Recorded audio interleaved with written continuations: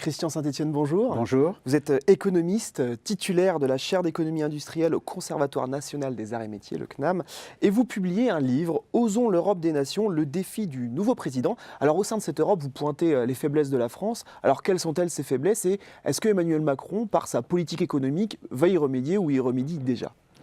Alors le cœur de la faiblesse de la France actuellement, c'est l'erreur de politique stratégique mise en œuvre il y a un peu plus de 20 ans, quand les élites politiques et industrielles et intellectuelles françaises sont convaincues qu'on entrait dans un monde post-industriel, post-travail, ce qui n'est pas du tout le cas.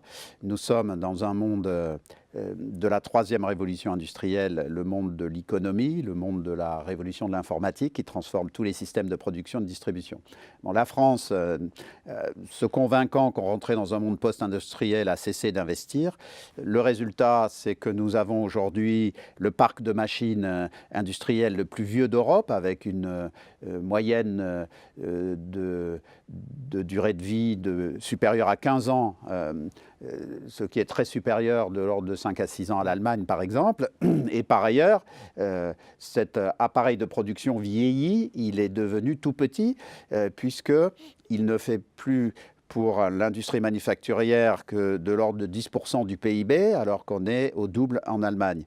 Or, ce qui n'a pas été compris, c'est que ce que j'appelle le paradoxe des 2 fois 80%. En moyenne, dans l'ensemble des pays développés, l'industrie, c'est 15% du PIB. Hein, si vous prenez la moyenne, États-Unis, Royaume-Uni, France, Allemagne et les autres. Bon, et vous avez une agriculture qui, selon les pays, fait de 1 à 3 points de PIB. Donc, nous sommes tous dans des économies qui font à plus de 80% des services. Donc, nous sommes dans une économie de services. Mais quand vous regardez les exportations mondiales hors énergie et matières premières, elles sont de l'ordre de 75 à 80% des exportations de produits industriels. Et par ailleurs, nous voulons tous pousser dans la troisième révolution industrielle l'innovation dans les entreprises. Il se trouve qu'à 85%, l'innovation dans l'économie se fait dans les entreprises manufacturières. Ce qui veut dire, de façon très simple et très directe, pas d'industrie, ça veut dire pas d'export et pas de R&D et d'innovation. Donc face à ce diagnostic, la France doit réinvestir massivement sur son appareil industriel, puisque, par exemple, l'énorme déficit extérieur de plus de 60 milliards d'euros, qui se traduit notamment par un déficit des échanges manufacturiers qui est de l'ordre de 45 milliards d'euros, c'est le fruit de cette désindustrialisation massive. Hein, il faudrait inverser le signe. On est à 40 milliards de déficit sur les échanges manufacturiers. Il faudrait être à 40 milliards d'excédents pour payer le déficit des importations d'énergie. Et alors, est-ce que Emmanuel Macron, via sa politique économique, prend ce chemin-là? Non. Il fait... Alors, je ne suis pas du tout dans une critique systémique de Macron. Je résumerai mon jugement en disant qu'il fait des petits pas dans la bonne direction, mais ils sont trop petits par rapport à un pays qui a fait pendant 20 années de suite ces erreurs que j'ai évoquées. Je rappelle d'ailleurs que pendant ces 20 années, nous avons été gouvernés 10 ans par la gauche et 10 ans par la droite. Donc c'est une erreur de l'ensemble des élites. Et donc Macron fait des petits pas dans la bonne direction, sauf une grosse erreur qui est la suppression de la taxe d'habitation, dont on a appris dans les derniers jours qu'elle coûterait finalement 26 milliards d'euros, qui est pratiquement la répétition en termes d'ampleur d'impact sur le déficit. Pour vous, c'est une erreur budgétaire pour vous uniquement, cette taxe d'habitation, ou ça va plus loin? C'est une erreur politique et budgétaire.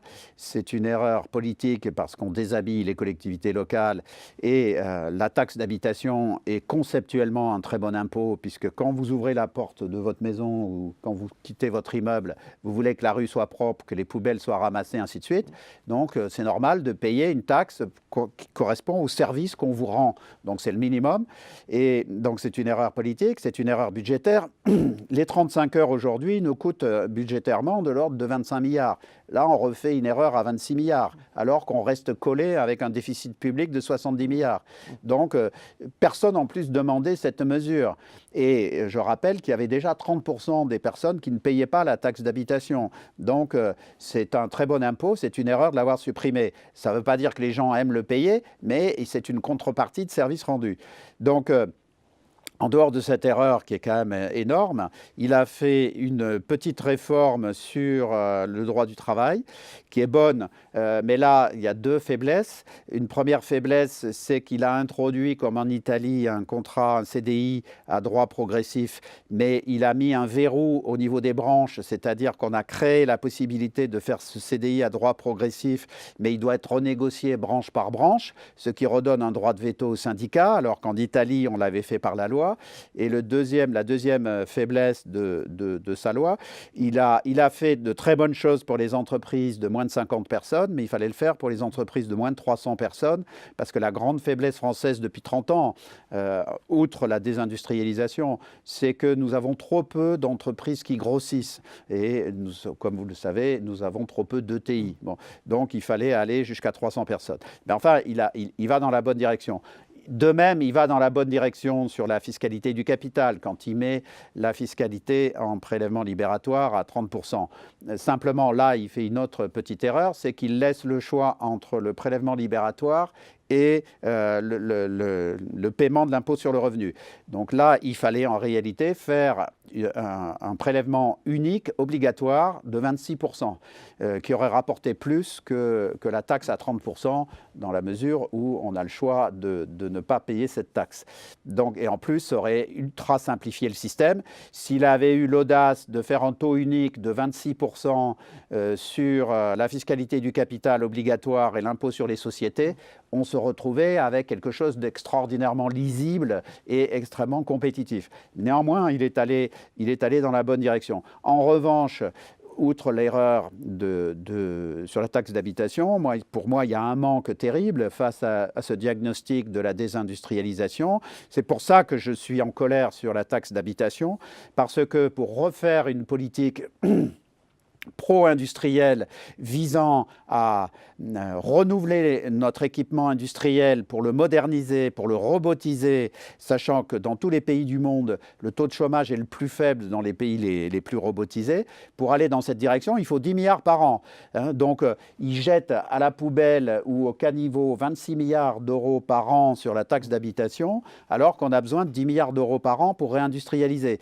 Donc là, il y a un déficit de réflexion stratégique. Voilà, donc Macron, c'est infiniment mieux que Hollande. D'une certaine façon, les premières mesures visent à corriger les erreurs de Hollande, ce quinquennat calamiteux qui nous a coûté aujourd'hui. Pourtant, la fin de quinquennat Hollande n'est pas dans la même lignée que le début de quinquennat Macron. Vous avez raison de dire qu'il y a une inflexion à partir de 2014-2015, mais les deux premières années, 2012-2013, ça a été horrible, puisqu'il nous a mis la fiscalité du capital à plus de 60%, alors que partout ailleurs, elle est à 25%. Donc Macron la ramène à 30%, mais ça reste supérieur. On aurait fait le taux unique à 26%, on redevenait totalement compétitif et totalement lisible, parce que c'est encore complexe le système. Donc Macron va dans la bonne direction, mais il a fait l'erreur de la taxe d'habitation et il ne met pas l'accent suffisamment sur la réindustrialisation du pays. Eh bien, merci beaucoup Christian Saint-Etienne pour cet éclairage sur la politique économique d'Emmanuel Macron. Et pour celles et ceux qui veulent aller plus loin sur votre vision de la désindustrialisation, je conseille votre livre Osons l'Europe des nations, le défi du nouveau président, publié aux éditions de l'Observatoire. Merci à vous. Merci.